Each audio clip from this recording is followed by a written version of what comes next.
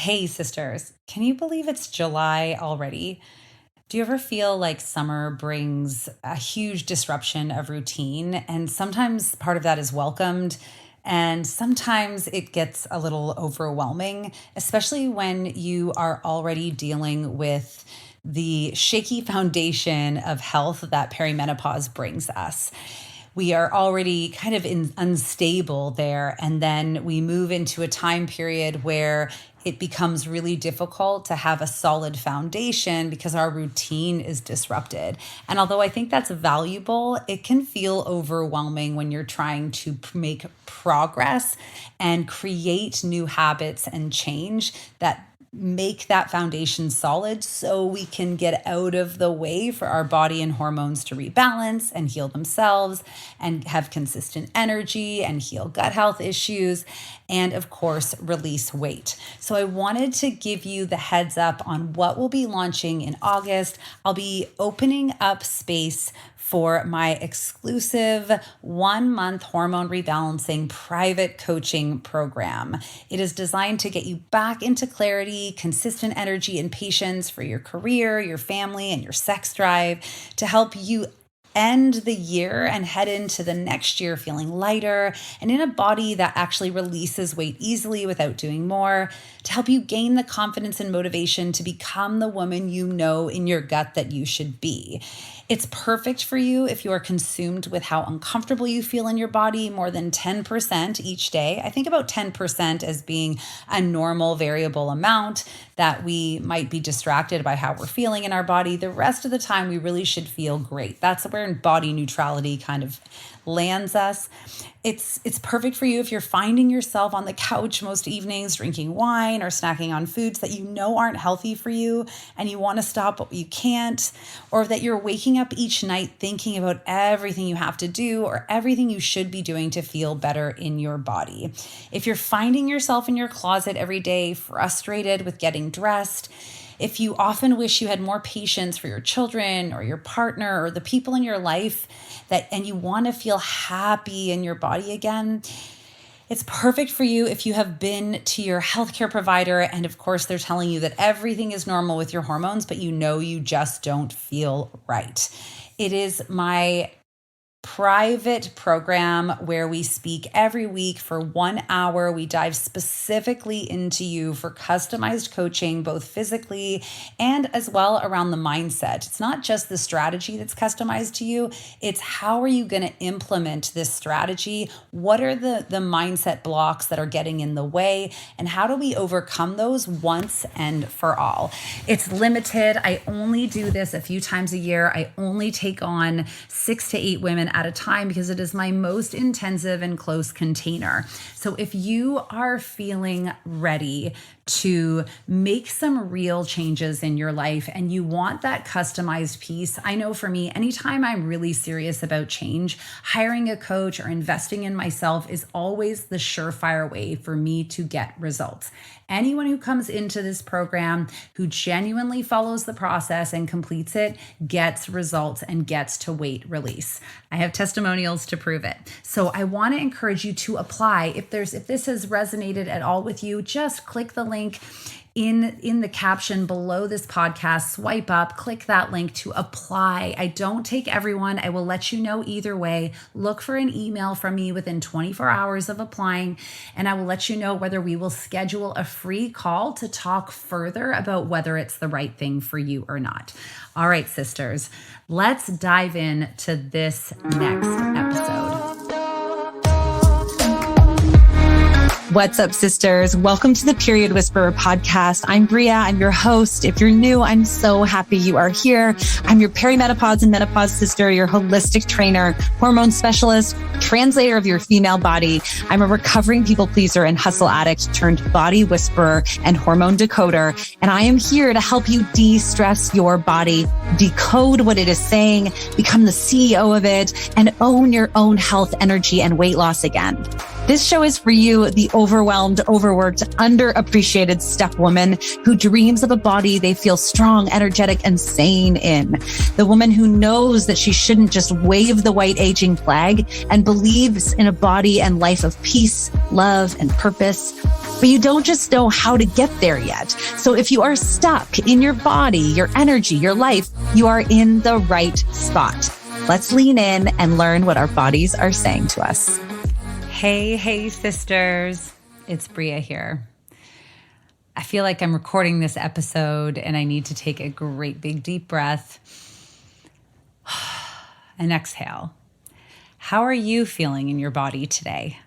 When I ask myself that question, so much has come up recently with a lot of travel, with I think the shifting landscape really of life, particularly in these summer months. So whether your kids have been out for a month like mine or whether they've just been released for summer, there's a lot that comes with that. I know I talked about this a bit in the last episode. I think the most clear way of recognizing it that I notice in my body when I've thought about it is that typically if you are in these perimenopause years, which I'm sure you are, and that's why you're listening to this podcast. And props to you for doing that, because remember, the first step in feeling better, in change, in taking control of your body and your life is awareness and giving yourself permission to become aware of that. That's what I think we get when we decide to dive out for information and look for information on healing or what might be going on, right? When we start to research, it's that initial piece of awareness. We've kind of given ourselves that permission. But I think what has become so clear to me over and over again is that in these perimenopause years, there's a lot of chaos and instability happening inside of us. And for some of us, it's complete chaos. For others, it's just waves that are a little bigger than they need to be. But either way, it's an imbalance inside, right? It's not just our hormones that are imbalanced, but that imbalance of our hormones throws off the entire imbalance of our bodies. So I really look at it like we're on unstable ground inside of us. And when we move into something like summer where all of a sudden routines shift, maybe your kids are home a little bit more, maybe they need to be driven places, maybe they're regular, maybe you're someone whose kids go to camp, the entire summer. But whatever it is, usually this is the time where we take some more holidays where things aren't as routine. And sometimes we really embrace that, right? Like that break from the morning shuttling of your kids to school or the morning or the packing of lunches or the homework, or maybe if you don't have kids, but it's just summer might shift your hours a little bit. Either way, the summer does bring more instability in its own way, because it's breaking that mold. And although the break of the routine can feel really great, the instability of our new routine of this time, it's like you're already rocky on the inside and now you're on rocky ground. And for me, I can really feel that. I notice it every summer, especially these last couple, where, it almost then not only does it show up more physically in these physical symptoms of not sleeping as well or having more bloating or not feeling like I'm capable to have as regular of a routine even in my health, right? Prioritizing that healthy movement every day, those healthy meals, because we're often eating with other people or we're visiting family or we're traveling there or they're here or, we're on the go a little bit more in different ways, or we're just indulging in different things.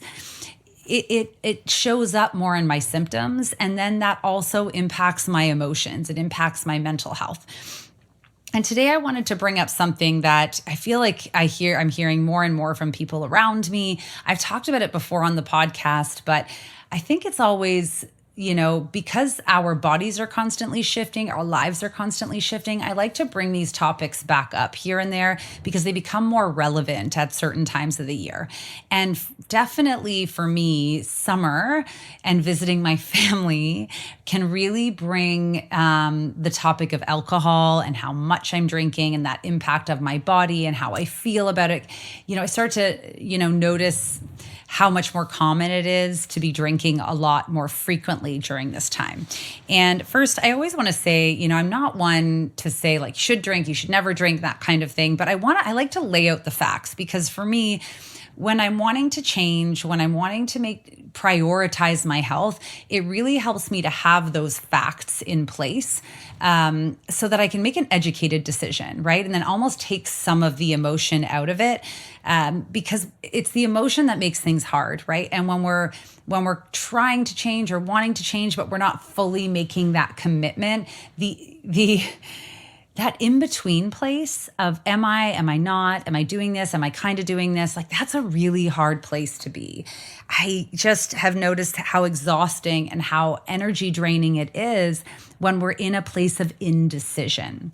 So if you are like me and you're heading into the summer, and you know that summer often brings, a major alcohol piece, and often a major alcohol piece usually brings with it more food, more, maybe decisions that aren't as great as you might otherwise. And then, of course, because we're in this phase in our life, it then brings more fatigue and more night sweats and more bloating and potentially more weight gain. We want to just bring it back to this place of clarity, so that we're prepared to make the decision that is right for us going forward. So if you are in that place and you're struggling with these things, I think this is going to be a good episode for you. For me, I have now been on the road for about 3 weeks, and for 4 weeks now, like visiting family, traveling here and there. And the first part of it, when we were away in Costa Rica, there wasn't much alcohol at all. We really took the time to kind of clean out, sleep more, be gentle, that kind of thing. But then I've come to my family. There have been so many celebrations. And I come from a family, one son of my family where, drinking almost feels like a part ingrained in the culture. Like at 4 o'clock, we sit down, we have a drink, we have cheese and crackers, or like charcuterie style. And it's every day. Like it's constant. And it's almost, it's been my whole life, not that I've been drinking my whole life, but it's been my whole adult life with this part of my family where, it's a part of us coming together. We get together and it brings a lot of warm feelings, a lot of relaxation. Like everyone wakes up in the day, does their stuff, gets their work done, whatever it needs to be done around the house or with the kids. And then at 4 o'clock, we kind of merge together. We have these drinks. And then, of course, some nights when there's more family around, you have more than a couple drinks. And I have noticed, after the last week, a week of that, it really starts to impact my physical and mental health. And it didn't always used to be that way, right? Didn't you remember when you were younger and you could, you probably didn't have money to drink every day then, but you might have some cocktails, you might have some drinks every day. And I realize this is geared towards people who do drink and not everybody does, but you can also apply some of this stuff to sugar and treats, because a lot of the problem with alcohol is really the sugar in it, or the toxic load. And we're going to talk about that. So if you're listening to this and you're like, maybe this isn't for me, just sub out alcohol for junk food or treats or food that's processed that's not helping you. Because I think you'll find the similarity, they're almost completely interchangeable.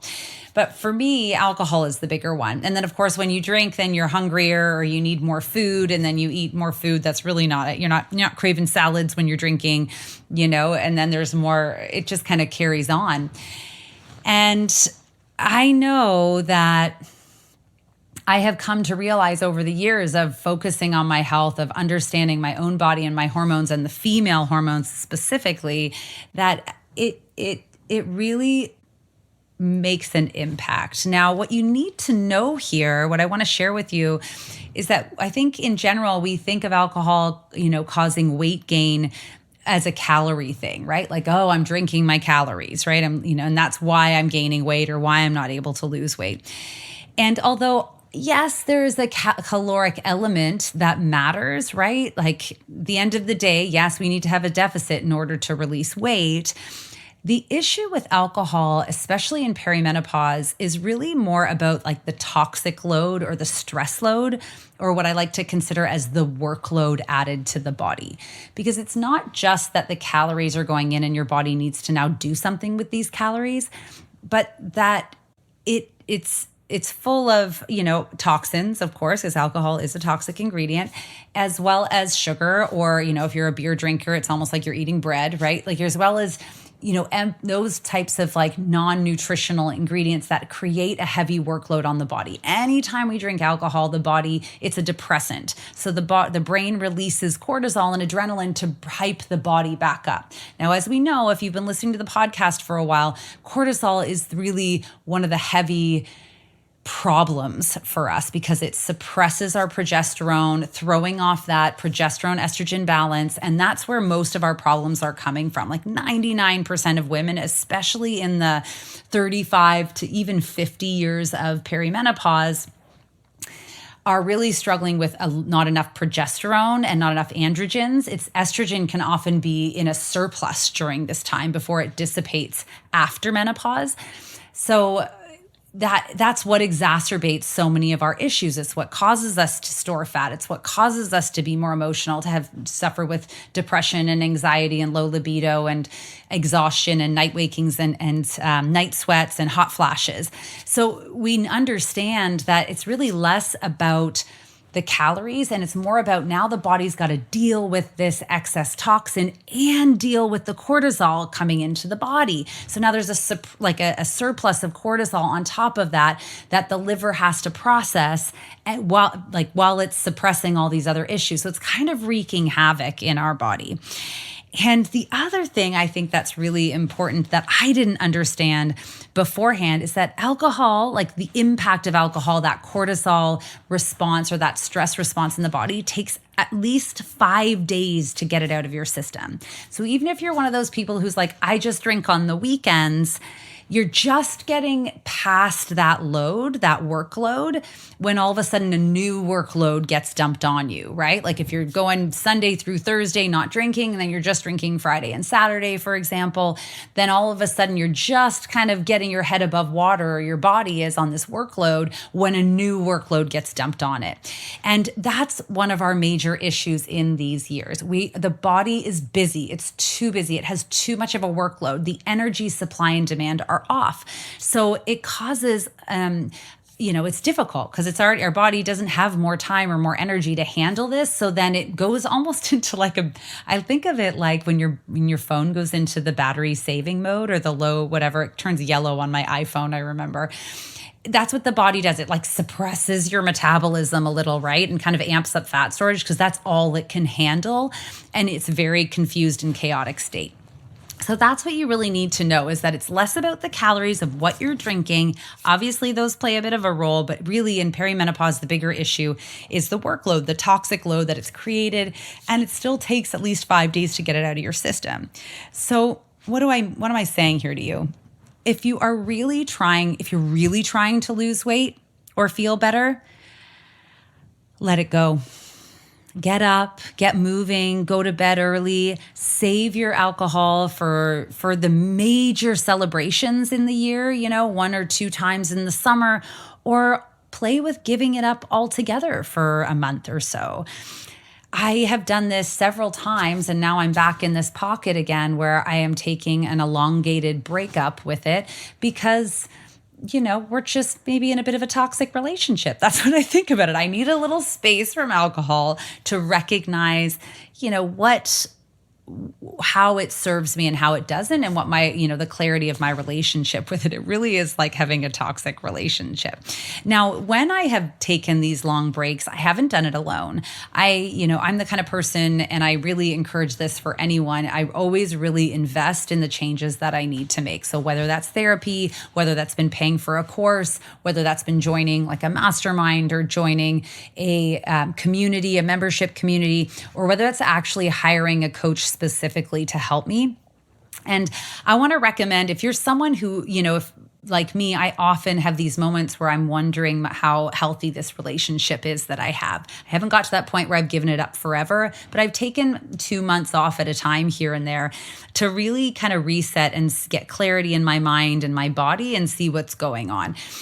So there's a woman named Rachel Hart. If you just Google Rachel Hart, take a break. She's a very powerful, alcohol-free coach that really addresses this. And another one, a great book that I have read read several times now by Annie Grace called The Alcohol Experiment. And she walks you through reading, I like my books on Audible, but there's like 30 chapters, a chapter a day that sort of teaches you and gets your mind in that place where you're focused around letting go of alcohol for that time period. So if you have trouble letting it go and you really want to work on your mindset around that, check those out. And a couple other little tips that help me a lot is trying out, keep bringing kombucha or like soda water, Perrier, bubbly water, things like that with me when I'm going to parties or having them at my house if I'm having people over, so that it doesn't feel so strange right away. But I will tell you, now that I'm back, in this place where I've taken 3-4 days off, I sleep so much better, like so much better. And then I have much more clarity in my mind, and my body digests things. I prepare for my workouts better. And overall, I have more energy and patience. So for me, it's a very clear fix the more I do these things. What we need to know, this is what I want to share with you. What do we need to do? Whether you're going to drink or not, I think that it is really important to recognize that like alcohol, much like sugar and treats and things like that, are really designed to be done in celebration. We want to drink in pleasure, not in numbing, not out of control. And we really want to explore our feelings around why we drink and how it makes you feel afterwards. I know there have been many times in my life where I'm frazzled and I just kind of want to shut out the world. It makes me emotional thinking about it. So that's when I want to reach for a drink. And I have learned at this stage in life that is the worst time to drink. If you're using alcohol as the pleasure, or if you're using alcohol as the escape, then it's time to look a little deeper and understand. Now, if it's something you do once or twice a year, big whoop. But when it becomes a more regular part of your life, anytime we use anything in a way is not designed to be used, that's considered abuse. And these are the way I talk to myself, the things that make a big impact, because when I pull out alcohol for a month or two, it is shocking the difference that I feel in my body. But it's not as simple as I'm just going to pull this out. Sometimes I've had clients and they just pull out alcohol and it makes a huge difference. For me, it wasn't just pulling out the alcohol, it's pulling out the alcohol that gives you the clarity to actually do the work that is keeping you stuck.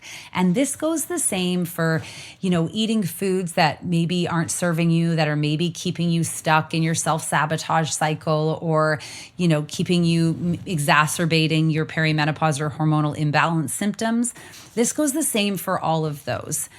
That's not the work. Giving up the thing is not actually the work. The work is dealing with what comes up and what is driving you towards doing that, right? What's creating the habit, what's pushing you toward the habit. And I know for me, I spent a lot of years numbing. I didn't want to experience what I was experiencing in my life. I didn't want to think about the dramas or the struggles. I wanted to be comforted by it. I wanted to just block out the world and forget things. I needed more pleasure and joy in my life, so I turned to alcohol. And again, those are such big red flags because, we want to, again, I think that there's an appropriate time to celebrate with alcohol, like toasting champagne or having a glass of wine when you're in a country and you're, enjoying like that, the culture and its food. But we want to look at it almost as the icing on the cake of the experience, right? When it becomes the pleasure, when you need it in order to have fun, when you need it in order to block out the world, then we want to take a really good hard look at why. What are we missing? Because sisters, that is the answer for what's happening and disrupting your body to this point. That's the reason you can't release the weight. Not the alcohol, what's underneath the alcohol. Not the sugar, what's underneath the sugar, right? What's the drive so that you can't let that go? Because I have yet to meet a client who genuinely has their 4 health pillars locked in. They're sleeping well, they're eating well, and they have that mindfulness and fulfillment and joy in the other parts of their life, and they're moving in line with their body, that that are struggling with their hormones. This really is a major disruptor, I think, alcohol, or at least it is for me, because not because of those calories, but when I follow that bouncing ball back to where it's driving me from, why it's there in the first place, that's when it becomes so obvious to me that there's another issue. And these are the issues that throw us off at midlife because we're finally ready to stop suppressing those things. We're finally intolerant of the things that we have swept under the rug for so long. So drink in pleasure, not in numbing, and really explore your real feelings around why you drink and how it makes you feel afterwards. Maybe you are totally fine with it, or maybe it's a part of that self-sabotage or bad cycle. Only you can say these things, right? What has helped me a lot is getting real with myself around how it feels after a drink or two or three or four, how I sleep that night, how I crave food, how I talk to other people, how I feel in my body, how I feel about myself the next day. And of course, if it wakes me up at night, if it's disrupting my sleep, what the opportunity cost is for my mind and body and soul when it's already on shaky ground. For me, I've had to take a good hard look at what are the other ways in my life I can find joy, I can find peace, I can find calm, I can find fulfillment. Because life is about more than drinking. It is about more than treats and sugar and, carbs or what simple carbs, things like that we get so caught up on as women. So how you begin to cope, again, take a look at this summer and decide what you want for you. Decide if you are going to have more wiggle room this summer because it is a lighter load with your routine. Decide what you want to explore in yourself. Have a goal, have a plan, have a focus, and then get some support to come in and help you with that. So whether you want to hire a coach like me who's going to give you specific direction and support to handle the real work, not just the surface work of what actually makes the impact on our hormones, right? Or maybe you buy that book or, make a small investment into a course, whatever it is, make the decision of what the thing is that you've been avoiding giving up or that you have been contemplating in your mind. Because I'll tell you this, so often when I talk to my clients, whether it's one-on-one or whether it's in a hormone healing analysis or whether it's in the Posse, when we really drill down, their gut is telling them right away what they think it is. And chances, 9 times out of 10, they're right. 9 times out of 10, by the time women get to me, they have an inkling of what the issue is, and they just need permission to believe in that, validation that that's a real thing to care about, and support and direction on how to keep going and get through it. Because do not forget, consistency, like that elevation of our mindset around how our body is and should feel and deserves to feel, aligning with our behaviors to line up with that consistently over months, not weeks, not days, it's months. That's where our results are. That's where the body you dreamed of is. That's where the life is that you're dreaming of, right? That's where it all is. And make no mistake, it doesn't matter how old you are or in how much hormonal chaos you're in, you can get results and you can get back to being that woman and being a better person than you have ever been. You can feel better in your body now than you ever have. You just need to take the right steps. And those steps are getting clear on what you want for your body, on what the things are that are getting in your way, and then hiring someone or taking a course or investing in something to help you process through why those things are getting in your way. Okay, sisters, I want you to go out this summer, be more in your life and not just less on a scale. Remember, this is what I designed my one-on-one coaching for. I am opening up spots, so make sure you apply. If you're even thinking about it, just apply. I don't take everyone. I'll respond to you whether your application was approved or not within 24 to 48 hours. We'll have a call so that we can make sure it's a fit and walk through everything. And if it's not a fit, I will point you in a direction because my deepest passion is for more women to feel amazing because women are magic. All right. Go out, be more in your life and not just less on a scale. Take action today. Catch you next time. you so much for joining me on the Period Whisperer podcast. I want to encourage you to reach out to me directly and message me if there are topics or things you're struggling with so we can address those right where you are at. And of course, if you loved this episode, if you learned something, make sure to share it with your friends and please rate and review it wherever you get your podcasts.